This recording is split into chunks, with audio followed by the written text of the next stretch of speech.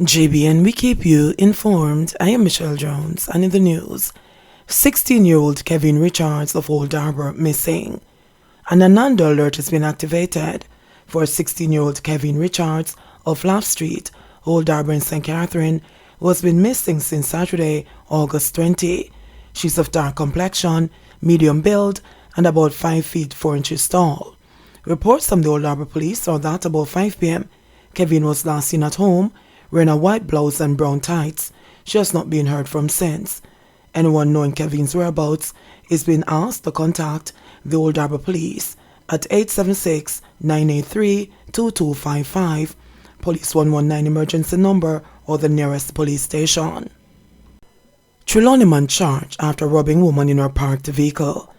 24-year-old Omar Thompson, otherwise called Maya, a farmer of Litchfield District, Waitabit in Trelawny, has been arrested and charged with illegal possession of firearm, robbery with aggravation, and discharging a firearm within 40 yards of a public thoroughfare, following an incident at Dryland District in the parish on Wednesday, April 6. Reports from the Waitabit police are that about 10:10 a.m., a woman parked her pickup truck and was awaiting someone. Thompson then attacked and robbed her of $250,000 and a black LG cell phone valued at $25,000. Thompson then fired shots in the air before escaping in the area. On Saturday, August 20, he was arrested and charged following an interview. Police seized gun in Vineyard Town. The police seized a .38 revolver on Georgina Close in Vineyard Town, Kingston, on Sunday, August 21. Reports from the Elliston Road Police are that about 10:45 a.m., a team of officers conducting operations in the community found the gun beneath a water tank. No one was arrested in connection with the seizure. Investigations are ongoing, the police said. St. James man confesses to defrauding elderly Americans. A St. James man on Friday pleaded guilty in a Miami federal court to participating in a bogus lottery scheme targeting elderly Americans. Greg Warren Clark, 29, of Montego Bay, was extradited to the United States after he waived his rights to an extradition hearing in Jamaica in May. According to court documents, he pleaded guilty to one count of conspiracy to commit mail and wire fraud.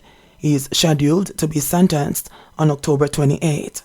The U.S. Department of Justice, in a statement on Friday, said Clark admitted that between September 2013 and August 2015, he worked with co-conspirators, including Claude Anthony Shaw, in a scheme to defraud several victims. They were called and falsely told that they had won over $1 million in a lottery and needed to pay fees or taxes to claim their winnings. Victims were instructed to send their money through wire transfers or the mail to Shaw and other individuals. Court documents said Clark admitted that he and Shaw discussed plans to receive victims' money over the phone and via text messages. At Clark's direction, Shaw received money from victims through wire transfers and the mail, and then sent the funds he collected to Clark in Jamaica through wire transfers. Shaw previously pleaded guilty to mail fraud in the U.S. District Court in Fort Lauderdale, and he was sentenced to 36 months in prison in June 2017.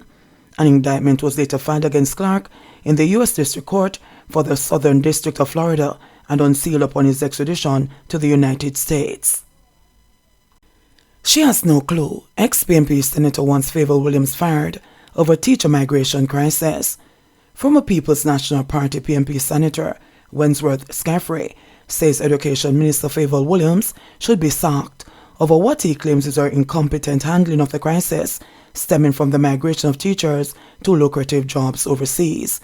I call on Andrew Holness because he was a former Minister of Education. Him never good, but him little better than the one we have now to rescue the education system, save our children and get rid of Favour Williams right now, and put little competence in the Ministry of Education. He pleaded to the Prime Minister at the party's Manchester North Western Constituency Conference at the Mile Gully Primary School on Saturday. President of the Jamaica Association of Principals of Secondary Schools, Lynn Vern Wright, has said a sense of dread has engulfed principals who are now scrambling with their boards to see how the blow can be cushioned in time for the start of the new school year on September 5. He said it's difficult to provide an accurate figure of the number of teachers leaving, although reports suggest it could be upwards of 400. Approximately 25,074 teachers were employed by the government in 2021, according to the 2021 Economic and Social Survey published in June. However, Williams has repeatedly downplayed the concerns, saying there was no data to suggest a cause for alarm. She told Nationwide News last week that almost 1,000 specialized teachers are leaving training institutions this year. However, Skeffrey, a former teacher, has joined his party critics, asserting that the minister needs to be more aggressive in addressing the shortage of teachers. We have a minister of education. When I hear her talk, tears come on my eye. She don't have no clue about education. She don't understand the system, he said. The principal them said the teachers them a left the thing, left, right and center. And the Minister of Education said nothing no go so. I didn't know that. He continued, adding, you know why she said that? Because she don't understand the system. Because the first set of persons we're going to know when teachers are leave are the board chairman and the principal. Teachers don't resign to the Ministry of Education. Last week, opposition spokesperson on education, Senator Damian Crawford, described the increased migration patterns of teachers from Jamaica as a clear and present danger. He said the minister has indicated that the number of teachers leaving the classroom was in line with global standards. However, he is of the view that, over time, the number of teachers employed will deplete by approximately 30% in 10 years and 60% in 20 years. The president of the Jamaica Association of Principals of Secondary Schools said he's aware of a very prominent school where 23 out of about 100 teachers are leaving, with another institution due to lose 16 educators. Wright, who is also principal of the William Knibb Memorial High School in Trelawny, said 11 of the 63 teachers at his school have resigned. Pedestrians flirting with danger in prohibited trek across major highways. It is a matter of timing. Move too fast or too slow could easily get them a deadly date with destiny as motor vehicles bar down the major highways across the island. The warning signs are large, clear and strategically placed along the highways that meander across the island. No pedestrians, no cyclists. But in defiance of repeated warnings, pedestrians and cyclists still risk it, often breaking down the barriers built to keep them out and ignoring the possibility of being penalized. Sometimes smiling in the face of danger and at other times quivering after near-death experiences, they dart across the busy thoroughfares meant for motor vehicles only. Since 2021, at least 6 people have died trying to cross sections of Highway 2000. Robert Taylor, who was killed on July 20, was the latest among them. It was mowed down by a Toyota Coaster bus at the entrance to the Portmore Toll Road in the vicinity of Marcus Garvey Drive in the corporate area after he tried to cross the road with friends. Reports are that the bus driver swung to avoid a collision with the group, but unlike his friends, Taylor tried running back across the road and ended up in the path of the oncoming vehicle.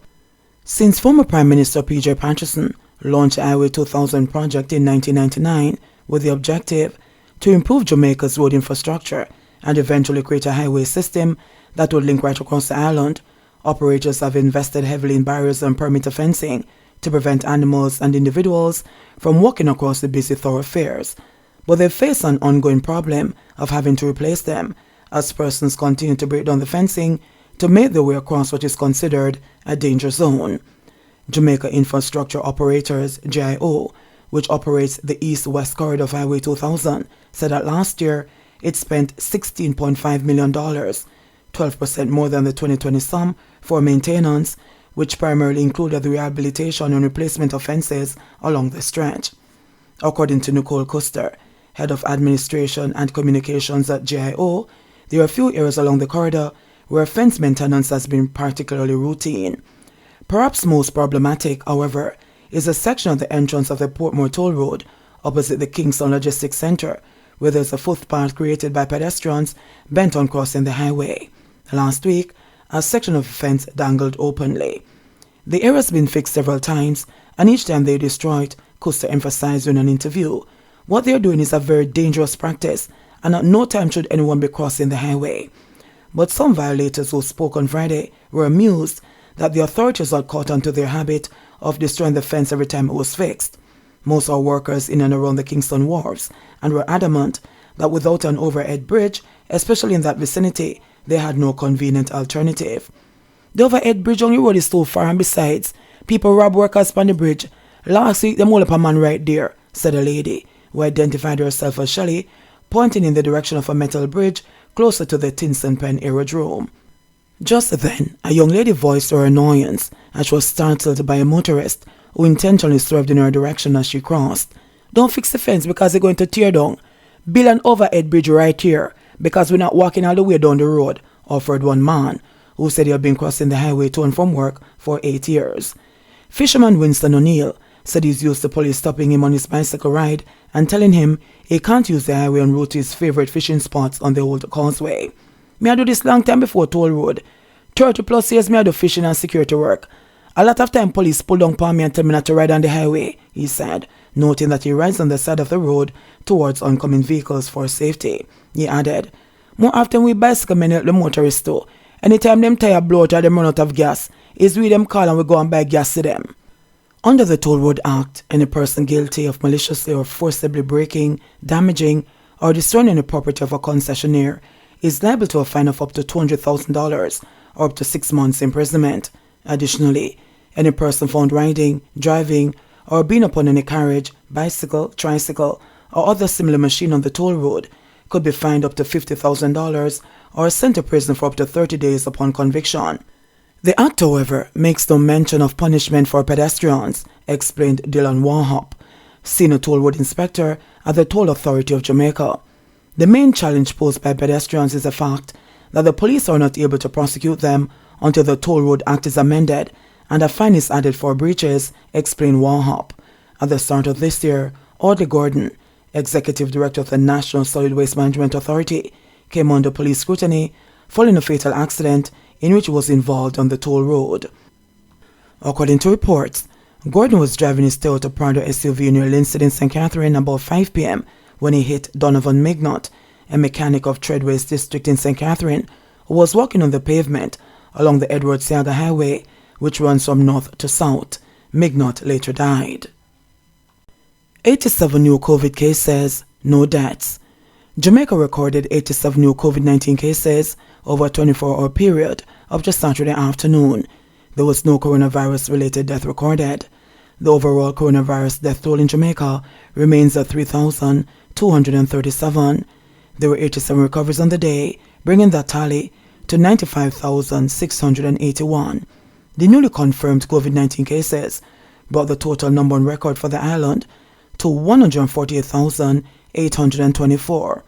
Notably, the island recorded a 17.8% positivity rate based on the samples that were tested on Saturday. Of the newly confirmed cases, 56 are females and 31 are males, with ages ranging from 4 days to 92 years.